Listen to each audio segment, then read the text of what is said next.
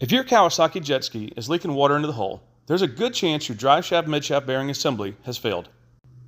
In this video, I'll show you exactly how to diagnose it, what you have to disassemble to get to it, and how to replace it so you can get your ski back on the water. It didn't take long to find the leak on this Ultra 150 on the lake test, so let me show you what to look for when you put your ski in the water. When checking your ski for this problem, it is best to empty the ski of excess water, remove your seat, and back your trailer down into the water. Have a flashlight handy and look at the area where the driveshaft goes through the hull. The bearing seal assembly shown here that the driveshaft goes through is where you're looking for the leak. If you have a leak there, then it should be leaking water in the hull like this one. The best way to access and remove the bearing assembly is to remove enough components on the engine so it can be lifted high enough to get the driveshaft out under the engine. In most cases, you have to remove the engine completely, but if you can remove a few items on the engine so it can be lifted and the driveshaft can be removed, then you can do the repair with the engine suspended. On the Ultra 150, I did suspend the engine and pulled the driveshaft out under the engine. I found fishing line wrapped around the driveshaft when I got it out. Although that may not have been the reason the bearing failed, it likely just failed from age.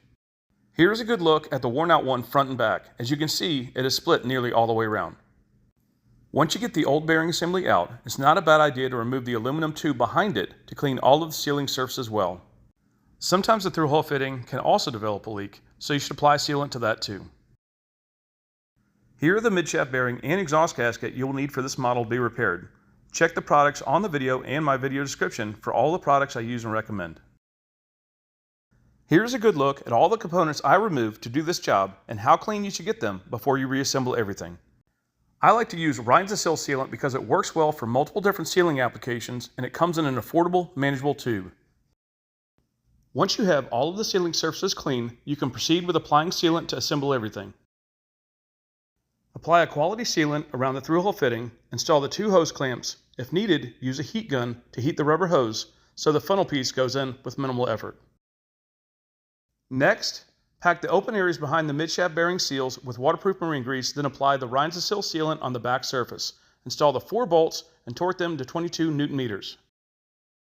Once you are done with that, apply waterproof marine grease to the driveshaft splines and reinstall the driveshaft. That completes the midshaft bearing installation. Now you can reinstall the engine and exhaust pipe using the gasket shown earlier in the video.